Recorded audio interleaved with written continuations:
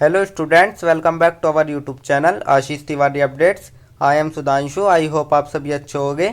आज की हमारी वीडियो माइक्रो इकोनॉमिक्स के सिद्धांत फर्स्ट सब्जेक्ट पर रहने वाली है, जिसमें मैं आपको 8th चैप्टर के इंपॉर्टेंट टॉपिक शॉर्ट्स में एक्सप्लेन करूंगा।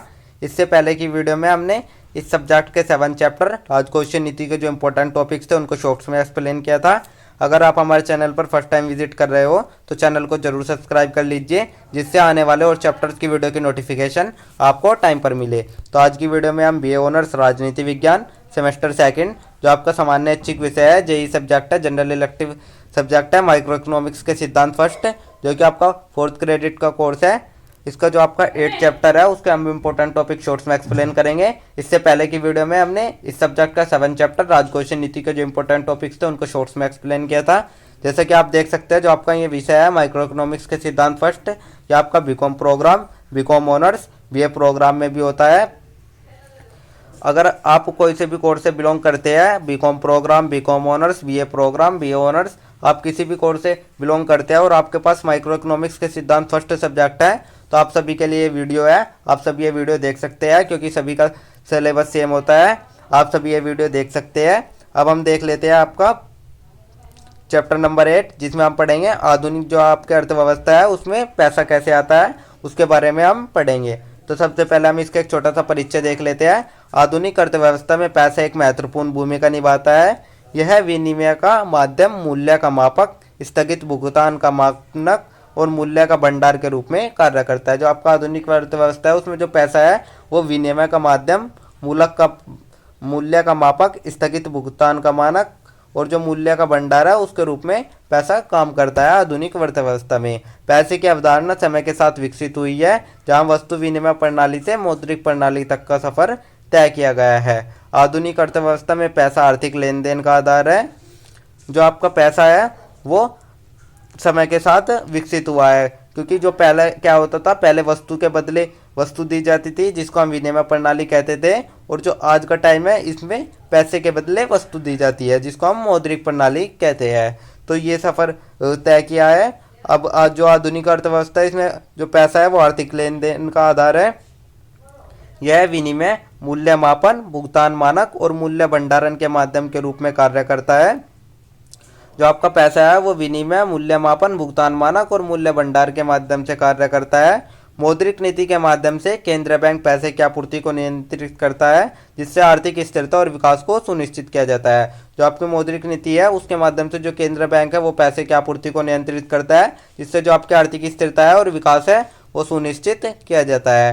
तो ये तो हमने एक छोटा सा परिचय देख लिया। अब हम देख लेते हैं जो मौद्रिक समुच्चय है उसकी व्युत्पत्ति कैसे हुई। मौद्रिक समुच्चय से तात्पर्य अर्थव्यवस्था में प्रचलित कुल धनराशि से है, जिसे विभिन्न श्रेणियों में विभाजित किया जाता है।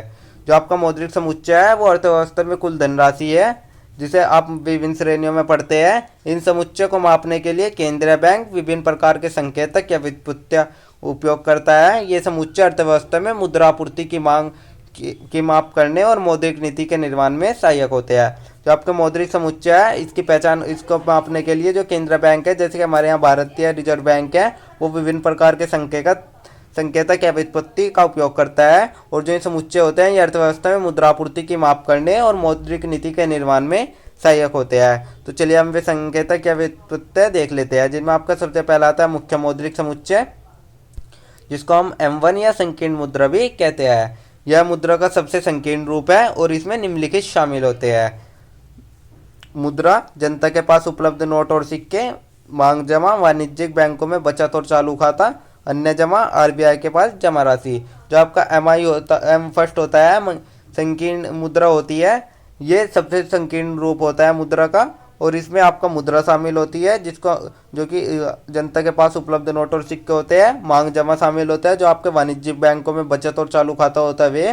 थर्ड आपको जो अन्य जमा होती है, जैसे कि आरबीआई के पास जो जमा राशि है वे M1 के अंतर्गत आते हैं। अब हम देख लेते हैं आपका जो दूसरा समुच्चय है M2, जिसमें आपका M1 और बचत जमा है वो जुड़ा होता है। इसमें M1 के साथ साथ डाकघरों में बचत खाते में जमा धनराशि शामिल होती है। यह थोड़ा विस्तृत समुच्चय है और नकदी प्रवाह को अधिक सटीकता से मापता है। जो आपका M2 है इसमें आपके जो M1 में सब तत्व होते हैं वे तो शामिल होते हैं, साथ में जो आपकी बचत जमा होती है उसको भी शामिल कर दिया जाता है।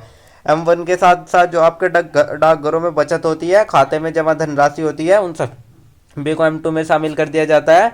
और आपका जो M2 होता है वो थोड़ा विस्तृत समुच्चय होता है और इसमें जो नकदी प्रवाह है वो अधिक सटीकता से मापा जाता है। थर्ड आपका आता है M3, जो कि हम व्यापक मुद्रा के नाम से भी जाना जाता है। इसे व्यापक मुद्रा भी कहा जाता है और इसमें शामिल होते हैं M1 प्लस समय जमा।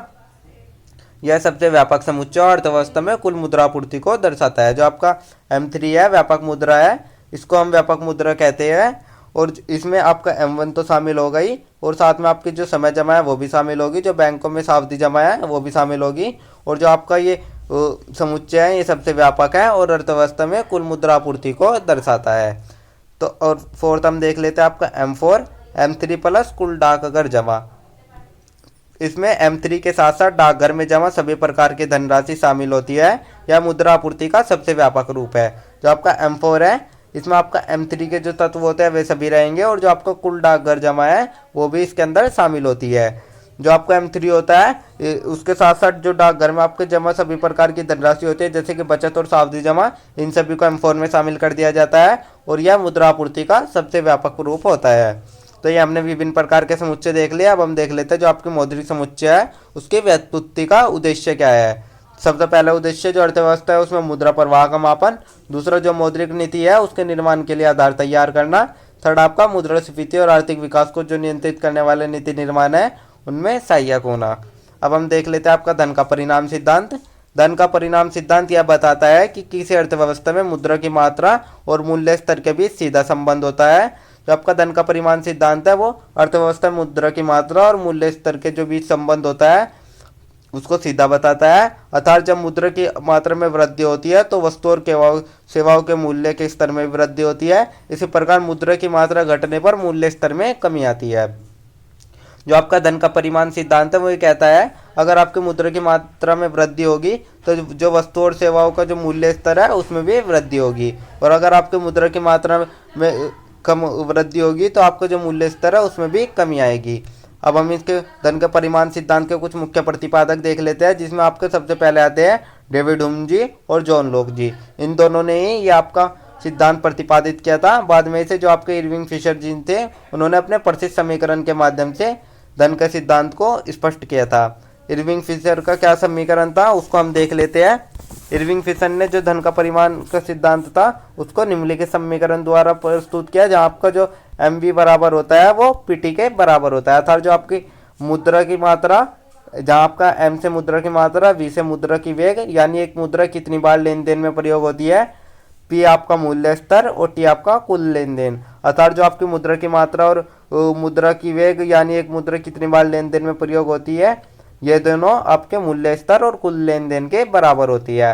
अर्थात जो MV होता है वो PT के बराबर होता है। ये आपका इरविंग फिशर जी का समीकरण था। अब हम देख लेते हैं जो आपका इनका ये सिद्धांत है उनके अनुसार क्या व्याख्या दी गई है। सबसे पहला आता है मुद्रा की मात्रा और मूल्य स्तर का संबंध। यदि आपकी जो मुद्रा की मात्रा है उसमें वृद्धि होती है तो जो अन्य कारक VOT होते हैं वे स्थिर रहते हैं, और जो मूल्य स्तर है उसमें के भी अनुपात में वृद्धि होती है। सेकंड आपका आता है मुद्रा की वेग, जो कि एक निश्चित अवधि में एक मुद्रा कितनी बार वस्तु और सेवाओं के लेन देन के लिए उपयोग की जाती है उसको हम मुद्रा की वेग कहते हैं। थर्ड आपका लेन देन की मात्रा, जिसे हम T से भी डिनोट करते हैं, जो कि अर्थव्यवस्था में वस्तु और सेवाओं के कुल लेन देन को दर्शाता है। अब हम देख लेते हैं सिद्धांत के निहितार्थ, जिसमें आपका सबसे पहला आता है यदि आपकी जो मुद्रा है उसकी मात्रा बढ़ेगी तो जो मूल्य स्तर है वो भी घटेगा, जिससे मुद्रास्फीति उत्पन्न होगी। सेकंड आपका अगर मुद्रा घटेगी तो मूल्य स्तर भी घटेगा, जिससे मुद्रास्फीति उत्पन्न होगी। थर्ड आपका जो अर्थव्यवस्था है उसमें स्थायित्व के लिए जो मुद्रा की मात्रा है उसको नियंत्रित करने के लिए आवश्यक होता है। अब हम इसकी कुछ सीमाएं देख लेते हैं। जो आपका ये सिद्धांत है दीर्घकालिक स्थिति में सही होता है, और जो इसमें उत्पादन का स्तर होता है उसको स्थिर मानने की वजह से यह व्यवहारिक नहीं होता है। थर्ड आपका जो मुद्रा की मांग होती है V होती है वो समय के साथ परिवर्तित हो सकती है। तो ये हमने कुछ सीमाएं देख ली। अब हम देख लेते हैं जो आपका डिमांड फॉर मनी है, धन की मांग है, उसको हम देख लेते हैं। धन की मांग से तात्पर्य उस मात्रा में मुद्रा या धन की आवश्यकता से है जिसे लोग विभिन्न उद्देश्यों के लिए अपने पास रखना चाहते हैं। अर्थव्यवस्था में लोग अपने दैनिक लेन देन, भविष्य की अनिश्चितता और निवेश के लिए धन की मांग करते हैं। धन की मांग का सीधा संबंध व्यक्ति की आय, व्यय और बाजार दर से होता है। जो आपकी धन की मांग होती है वो मुद्रा या धन की आवश्यकता से है, जो इसके लिए जिसे जो लोग अपने जो विभिन्न उद्देश्य होते हैं उनके लिए अपने पास रखना चाहते हैं। जो अर्थव्यवस्था होते हैं उसमें जो लोग होते हैं वे लैंगिक दैनिक लेन देन, भविष्य की अनिश्चितता और निवेश के लिए धन की मांग करते हैं, जिससे जो धन की मांग है उसका सीधा संबंध व्यक्ति क्या है व्यय और ब्याज दर से होता है। अब हम देख लेते हैं जो आपकी धन की मांग है उसके मुख्य उद्देश्य क्या है, जिसमें आपका सबसे पहला आता है लेन देन उद्देश्य। जो लोग होते हैं वे अपने दैनिक आवश्यकताओं और वस्तु एवं सेवा खरीदने के लिए जो धन है उसको अपने पास रखते हैं, जिसका कि सीधा संबंध आय और व्यय से होता है। सेकंड आपका आता है सावधानी उद्देश्य। जो भविष्य की अनिश्चितता है जैसे कि बीमारी, दुर्घटना या अन्य आकस्मिक खर्चे हैं, उनके लिए जो लोग हैं वे अपने पास धन रखते हैं, जिसे हम सुरक्षा धन की मांग भी कहते हैं। थर्ड आपका सट्टा उद्देश्य है। यह आपका निवेश और लाभ प्राप्त करने से संबंधित होता है, जिसमें आपकी ब्याज दरें कम होती है और जो लोग होता है वह अधिक धन अपने पास रखते हैं, ताकि जो भविष्य है उसमें हम निवेश कर सके और लाभ कमा सके। जब आपकी ब्याज दरें अधिक होती है तो जो लोग हैं वह धन को निवेश करना अधिक पसंद नहीं करते हैं। तो ये हमने देख लिया। अब हम देख लेते हैं जो आपका केनेस का धन की मांग का सिद्धांत है उसको हम देख लेते हैं। जो आपके अर्थशास्त्री जॉन मेनर्ड केनेस है उन्होंने धन की मांग को 3 मुख्य उद्देश्यों से जोड़ा है, जिसमें आपका सबसे पहला है लेन देन उद्देश्य, दूसरा सावधानी उद्देश्य, तीसरा सट्टा उद्देश्य है, जिसके बारे में मैंने आपको बता ही दिया है। जो आपका केनेस है उनके अनुसार जो ब्याज दर है और आय स्तर है वो धन की मांग को बहुत अधिक प्रभावित करते हैं। अब हम देख लेते हैं जो धन की मांग है उस पर प्रभाव डालने वाले कारक कौन कौन से हैं, जिसमें आपका सबसे पहला आता है ब्याज दर। अगर ब्याज दर ही अधिक होगी तो जो लोग हैं उनके पास धन है वो बैंकों में जमा करना पसंद करेंगे, जिससे कि आपकी जो धन की मांग है वो कम हो जाती है। और अगर ब्याज दर कम होगी तो जो लोग हैं वे अपना धन अपने पास रखते हैं या फिर निवेश कर देते हैं। सेकंड आपका आय स्तर।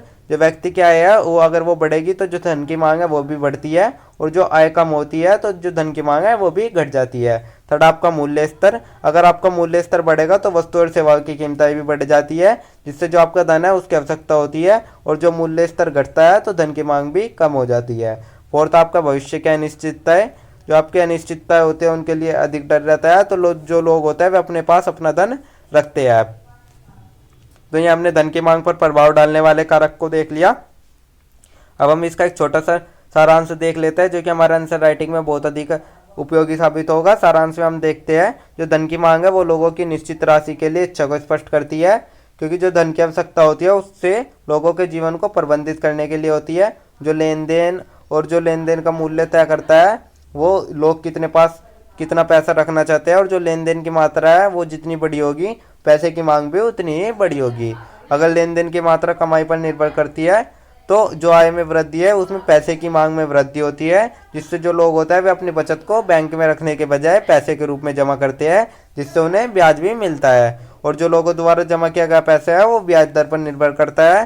खासतौर पर जब आपकी ब्याज दर बढ़ जाती है तो जो लोग पैसे है वे जमा करने पर कम ध्यान देते हैं, क्योंकि जो पैसा है वो रखने से ब्याज कमाने वाली जो जमा राशि है वो कम हो जाती है, और जो आपका कम ब्याज है वो मिलता है, और इसलिए जो आपकी उच्च ब्याज दरें है वो पैसे की मांग पर कम हो जाती है। तो ये हमने एक छोटा सा सारांश देख लिया। यहीं पर मैं आप सभी स्टूडेंट से एक क्वेश्चन पूछता हूँ, जिसका आंसर आप सभी स्टूडेंट कमेंट बॉक्स में शॉर्ट्स में ज़रूर बताइएगा।